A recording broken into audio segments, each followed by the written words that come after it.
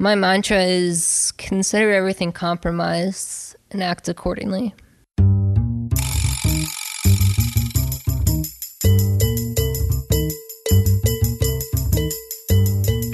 Hello, welcome to episode 12 of The Bitcoin Game. I'm Rob Mitchell. My interview today is with Jaime Cochran, who's been a hacker since her youth.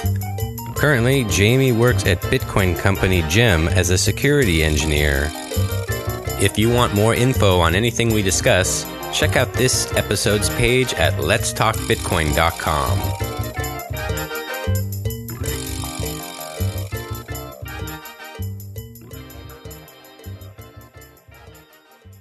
Hi, Jaime.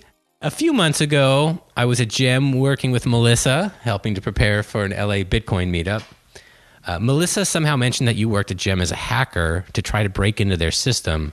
I just thought it was fascinating because I have zero experience hanging out in a programming environment. So had never thought, there'd just be some person whose whole job is kind of to be, I guess, kind of fighting against the rest of the team and trying to break into what they're doing. So I just thought that was really interesting. How did you originally get into hacking? Back in the 90s on AOL, if anybody remembers that, Sure. lots of free Frisbee disks.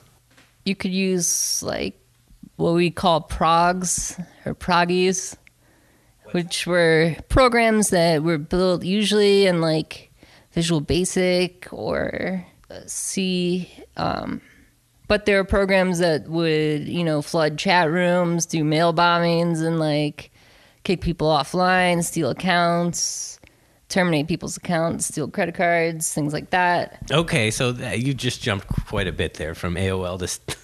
Well, I never did this credit card stealing thing. It was never in my scope of interest. The monetary stuff isn't really, insofar as hacking has never been an interest of mine. But that was always kind of just fun and games with my friends, and that's how I learned how to program. Are you saying AOL was the time, or are you saying through AOL, all this was going on through AOL? All of this was going on through AOL. Just because that was your portal, basically? I had Prodigy Internet at first, and then we got AOL, and that just blasted it wide open. And then I figured out what IRC was, and that was life-changing. What would you say your skills were at this time when you were just discovering IRC, say? I was a Visual Basic programmer. I was just 12 or 13 programming in Visual Basic, making games with my friends, and learning TCP IP and how to communicate with each other so you could directly connect and play a Pokemon game or something like that I had made. Were you just on the computer all the time, basically? Yeah. How were your parents about that?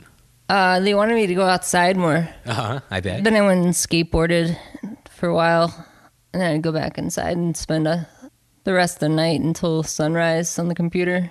Do you think your parents saw that this might be a career for you someday or something like that? Probably not at the time, because they just thought I was a malicious hacker. Oh, they did, though. Oh, so yeah, they knew totally. You were up to something.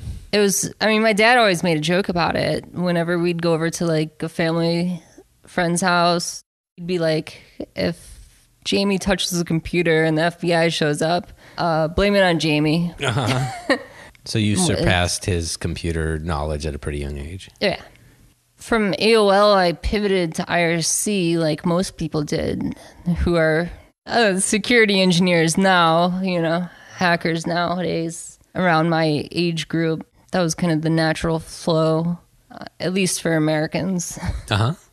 IRC kind of opened up a lot of doors to more advanced programming and hacking and all sorts of hilarious drama. IRC is really where I got, a lot of my knowledge from friends that I still have now. That's when I started learning about memory corruption exploits and how to write C and how to write assembly and all that fun stuff. And then around 2004, I just kind of quit computers for a while. Wow. Want to talk about that? Well, it was kind of my teenage years. It just became kind of on the back burner. And what I saw, some of my friends doing and other people in the scene were doing was selling exploits to the government earlier than people think. People think it's a big deal now, but like it started a long, long time ago. And I didn't want to be a part of any of that. How did you get back into hacking after your little break? I went to school for computer science, actually. That sounds like a good idea. Yeah, but then I dropped out, which was an even better idea. But why did you drop out? College just sucked. Okay. Not a big fan. How did you feel about the classes you were taking? Like, was it all super basic stuff for you? Or? I learned more out of school than I did in school. Mm-hmm. And I started working with one of my old friends who I met on IRC, like back in 1999 or so. And that's when I got back into hacking. It was like 2009. Was it still a hobby at this point? Yeah, but I did some like contract work and it became more of a career-oriented thing. What was some of your first either legitimate or weird? I don't want to say illegitimate, but what was your first work really as a hacker? Trying to self-censor here a little bit. Sure. But doing some work with the DECT protocol. What's DECT? Digitally enhanced cordless telecommunications. You could basically sniff and listen to any cordless conversation going on. It was a big deal in Germany because they use the same protocol for like ATM machines and the traffic light system. Wow. Yeah, it was just intrinsically broken. And then I just kind of did contract work and started getting into the Bitcoin area. Okay, so I was curious if you were into Bitcoin before you joined GEM, so you were. Yeah, a little bit. When did you first get into Bitcoin? First got into Bitcoin just from a general perspective, about 2009 in the summer when I first heard about it. And I kind of thought it was like a novel idea and was like, oh, that's neat. Did you totally look at the white paper and check it all out as soon as you heard about it? I didn't actually, and I regret that. You just kind of heard about it? Yeah. I had friends that were into it, and I was like, oh, you guys into that nerd coin stuff? Just like jokingly. Sure. So how did that progress into more interest in it? It wasn't until like, what was it, 2013 when it skyrocketed. A little before that, I started to get interested. Did you start to get interested because of the price or because of something else? Just because it was becoming more prevalent among like my friends and whatnot. Mm-hmm. And I was working as a bartender at the time, part-time. And I worked at a bar where people would come in right off of the Brown Line in Chicago, where I lived at the time. It was a lot of finance people, coming in from downtown. And I'd start talking to them about stuff, and then I'd be like, oh, you've heard of Bitcoin, right? And they're like, no, what's that? I'd go on and explain it to them, and they're like, oh, that sounds kind of interesting. I remember I was telling this one guy who was a commodities trader, I think it was like probably the next week, Bitcoin just skyrocketed. And it was on the cover of like the Wall Street Journal or something like that. So when you say, what price are we talking? Either time or price? I'm going to say it was like when it got over like $700. Oh, okay. Okay, so late 2013. Yeah. Okay. Yeah, that was insanity, the way every single day it would be up amazingly. That was crazy. Yeah. And the guy came in and was like, holy shit, you were right. So when did you actually get more hands-on with Bitcoin, like owning or doing any, I guess, coding or anything to do with Bitcoin? Summer 2014. What kept you from being more involved if you were aware of it so early? Well, I was doing other things.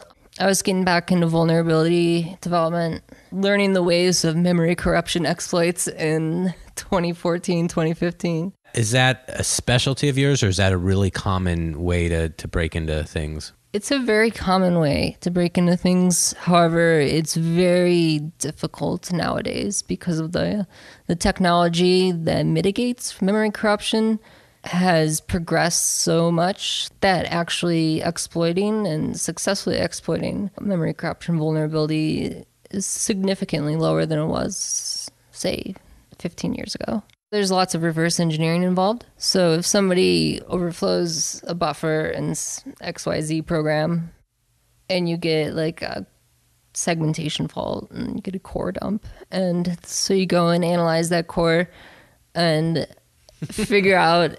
I don't know if I should ask you what any of that means. A core dump. What is a core dump? A core dump is basically just a debugging crash analysis for debugging purposes. Okay, but then you get that as not someone who's working on it. You still get that feedback. If you're in a Linux or a Unix environment, you can, yeah. And then so you just take a debugger and, take a gander. And if you know assembly, if you know how to work it, you can probably figure out how to exploit it. Okay. I mean, that's like the basics of it. That's the super easy basics of it. But I mean, there's so much, the mitigations now with like address space layout randomization and the PAX team with GRSec. What is that? It's a set of kernel patches that mitigate a lot of... And this is all Unix stuff? Yeah, it's all Unix stuff. So what skills or languages do you know to be able to do all this stuff? My favorite language is Perl, actually. Huh. Yeah, everyone hates Perl, but I love it. It's a really old scripting language. It used to kind of be the standard scripting language next to Bash and got kind of taken over by Ruby and Python and everything else that's come after. So is Perl just your It's just like my throwback. Is that of much use nowadays? For simple tasks, yeah. But I mean, I use Python and C and... So those are your tools when you're coding. Are those languages that you're also trying to find vulnerabilities when other people are using them? Yeah. I know a vulnerability like in any language. It's just a matter of knowing the threat model. Like it could be a deserialization bug in Ruby or it could be in JavaScript. And it could look differently, but at the same time, it'll look the same because it performs the same function. And I might not be a Ruby expert, but I can still identify that thing. Are you a security expert or a hacker? I mean, you're both, I guess. What's the difference? Is there a difference? I don't really care. I guess I'm just trying to understand if someone says, because I've met a lot of other people who are security experts, but they don't seem like hackers like you do to me. Maybe they are, and they just don't talk about it. I just don't care about the semantics of it. I've had like this discussion so many times where it's gotten like to the point where I'm just like, F it, I'm a hacker. Like, I don't care. I really don't care. I'm just trying to understand. Like when I hear you say you're a security expert, I don't know why I have a whole different idea in my head. Right. Well, I mean, there's plenty of people who will say that they're not hackers and definitely know how to break into. Mm-hmm. I mean, I feel like you do have maybe more experience, if not skills, whatever, breaking into things where I don't assume someone who says they're a security expert has been on that side of it as much as you have. Right. I mean, there's, at the risk of really pissing people off, there's a lot of people who, will go to school and get their certifications and get all of their CISSPs and their certified ethical hacker certs and all of that stuff, but still not have any idea how to pop a shell or any idea how to write an exploit or even a proof of concept. Today's magic word is InfoSec. INFOSEC. Use the magic word to claim your share of this week's listener distribution of LT Bitcoin on letstalkbitcoin.com. This episode of the Bitcoin Game is sponsored by bkeychain.com. You've probably seen these substantial metal Bitcoin keychains if you read about Bitcoin online, because photos of these keychains have been used literally hundreds of times to represent the topic of Bitcoin in the past several years. I'll be giving away a few of these keychains, one to a new Twitter follower, and one to someone who tweets to me at the BTC Game, and one to someone who comments on this episode's page on letstalkbitcoin.com. So now you know how to try to win a free keychain. But if you don't win, just visit bkeychain.com and find out how to buy one for yourself or your favorite Bitcoiner. What do you or would you tell your mom or grandma or whatever? Like, how do you help them deal with all the threats to security? Do you believe in password managers, antivirus software? Tell me about your thoughts on basically computer safety for technophobes. That's a tough one. Yeah. I mean, or what do you just think? I mean, I just can't even imagine this world we have nowadays where everybody is on a computer, and it seems like there's more and more vulnerabilities and more trust to... Right. I kind of had this conversation last night with some friends that the non-compartmentalization of technologies is going to become, or has become, the bane of security. Meaning, if you have all of these functionalities jammed into your phone, or even your Kindle has like way too much technology on it that could get compromised, it's just such a thin veil of security. I mean, there really is none. I mean, an antivirus might help you moderately, but I mean, my mom still uses AOL. Like, they keep wondering why their credit cards get hacked. I don't know how an average person is supposed to get by with trying to be secure in a different secure password for every website. So you need a password manager, I guess, but then if someone can get into your password manager, they own you, everything. Right, the password manager, like, I fought it for a long time. I really don't like it. A, because it has an interface, which is intrinsically an attack surface, a very large one. And B, because it holds your fucking passwords, which is bad. Yeah. I feel like it's just getting worse, and I feel like it will get better. Someone's going to figure something out, but I feel like the next, I don't know how many years are going to be ugly. Supposedly all my information may be hacked because I'm a member of Anthem Blue Cross. And that means, if I assume I was affected, they got everything they need to basically set up credit in my name. And yeah, I mean, come on, you're the security expert. What should I do? Help me. Give me some advice. I say just don't worry about it. just be happy. Okay. No, but really, I mean, something like that is bound to happen. Like, if you're on enough services that are connected to the internet, one of them is bound to get owned at one point. At least one of them. Do you believe in antivirus? I mean, do you believe everyone should run a browser in a virtual machine? Do you have any thoughts? Do you have any advice? Just besides, don't worry about it. I mean, you obviously must have some practices, I guess. I do have practices that I actively use. A lot of it is hardware compartmentalization. Can you give me more details what you mean by that? By hardware compartmentalization, I mean using different computers or phones or whatever for different purposes. For instance, I have a Raspberry Pi that runs an operating system, and it has a wireless USB adapter connected to it. I have it set up basically so it creates its own subnet, and I can plug my laptop into the Raspberry Pi and have a completely compartmentalized subnet for my own laptop. So if I'm browsing in my virtual machine and my browser gets owned, then they have to break out of my virtual machine, and then they have to actually find out who or where I am, and I'll have nothing on my actual operating system on my laptop. And then they can't actually break out of the actual subnet. It'll just be compartmentalized. So they have no idea where I am, who I am, what I'm doing. So, like, what about your IP address? Yeah, the IP address is obfuscated because of the compartmentalization from the Raspberry Pi. The subnet is connected. It's this concept created by this hacker known as the Grok. Oh, yeah. I follow him. Okay. Well, he created Portal, and basically uses Tor. So everything is Torified on my personal laptop. Okay. So everything uses Tor. If you own my laptop, you won't be able to find my IP address. Got it. Probably not most mom and pops are going to use your solution, though. Right.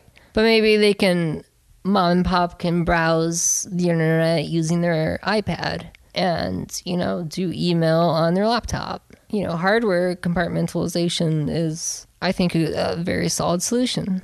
And that's a simple solution because most people do own multiple devices. So it's like you have to have a trade-off there. Like maybe it's kind of inconvenient, but at the same time, you could be on your couch and have your laptop on your lap and you want to send an email, do it that way, and then, pull up your iPad and just go surfing the internet. It is such a question about the convenience versus the security, I guess. Right. But then if one of them gets owned, then the network gets owned, and then everything goes to shed. So do you feel if one machine on a network gets owned, it's probably going to be able to own all the machines? Oh, yeah, no question. Absolutely. That's how every single large-scale attack that you've heard about happens. All they need is one pivot point. How important do you think it is to have the right router running the right software? Yeah, you need the right router, the right software. You need to actively administer your own router and to get rid of your fucking default passwords. Okay, so besides the obvious, getting rid of remote access and switching the password, do you feel like the average router does a good job, or do you feel like you need to install open source software onto the router? Or? It depends, really, because there's been a lot of problems with open source software routers like OpenWRT. Owning those are pretty simple. Really? Yeah. So a manufacturer's software might be better than some of the open source? It's arguable. Okay, well, that's good to know. Yep. You'd mentioned actually having different machines. Do you think virtual machines, you feel like that's not really that secure? Or? Well, I think virtual machines are good enough for most people. Yeah, absolutely. But there are virtual machine breakouts that you can use. There's active exploits out there that will break out of a virtual machine. If you hear someone's on, Windows versus Mac versus Linux versus whatever, and you were trying to somehow own them, would you feel one is easier or harder than another? I feel like nowadays Linux is probably the easiest. Well, how come? Linux is probably easiest because there's so much open source code that has been around forever, legacy code that people still use, that has bugs in it that have been around for a lifetime. There's 20-year-old bugs being published like every other month, it seems like. So without the money of a huge corporation, these bugs just linger? Right. There was that glibc bug, which was pretty bad.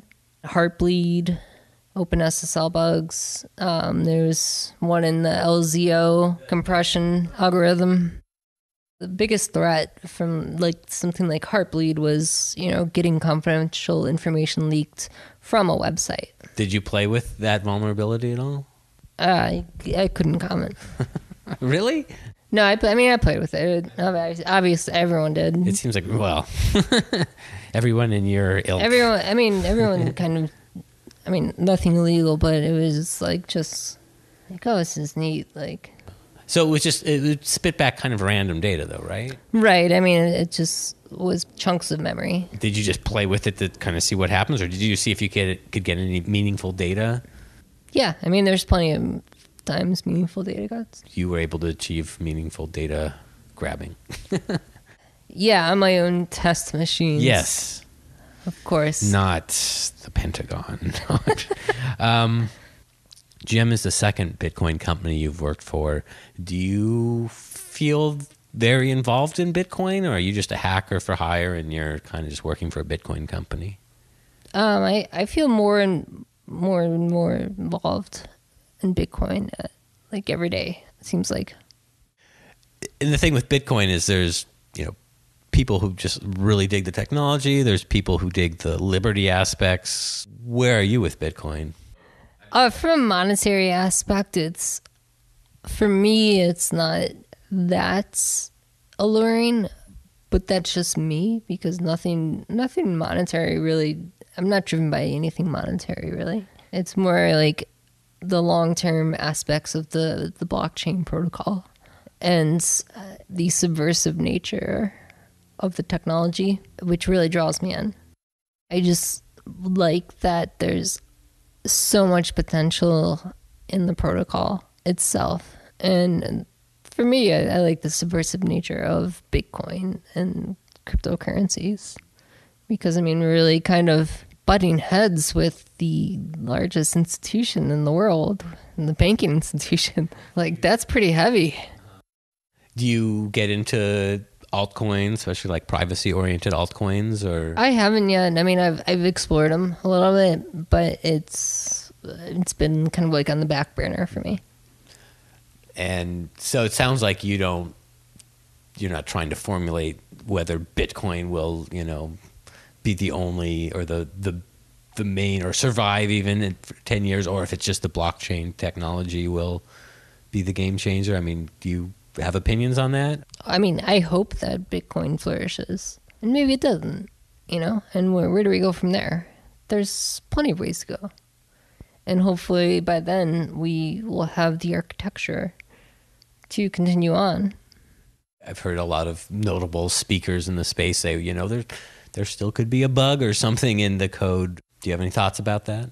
I mean, sure, there's already been plenty of attacks on Bitcoins, but I mean, that's mostly related to things that are intrinsically broken in the internet, like the Border Gateway Protocol, the BGP, which caused a massive, large-scale theft of Bitcoin from miners, I think summer last year. If you own a BGP router, an edge router, or basically an ISP's router, you can redirect traffic. So if you target specific Bitcoin miners, you can siphon or reroute their traffic to wherever you want. So have them working for your pool instead, or what is that? Basically. I mean, in layman's terms, yeah. It would be a quick attack because it's kind of like when BGP is getting exploited, the mitigation is kind of like mitigating a DDoS attack. It's very quick and swift, and it's easy to catch. So I think the person got away with 84 grand worth of Bitcoins. And you're saying BGP? BGP, Border Gateway Protocol. It's basically the backbone of the internet. I guess I should study up on that term.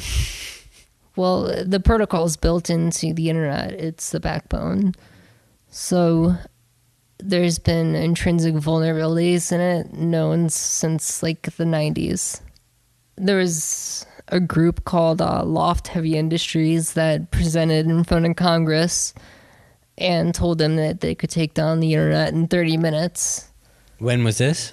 This was mid 98s, I'm going to say. I'm not sure. Mid 90s, is that what you said?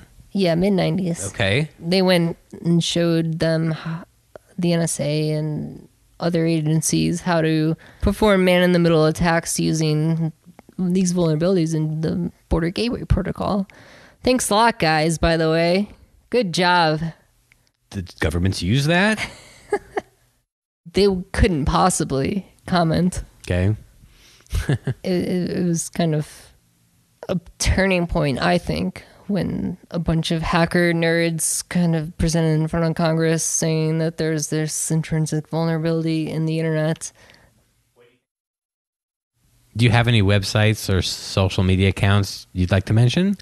The Chronicle.su, your only trusted news source. Can you tell me more about that? The Internet Chronicle is the most trusted internet satire website. Are you the person behind it or part of a team, or? We're more of a multinational conglomeration, part of Legal Joker Incorporated. Okay. Anything else? You can follow me at Assert Ackflags. Can you spell that, please? ASSHURT ACKFLAGS. I haven't changed my Twitter profile in a while. Okay.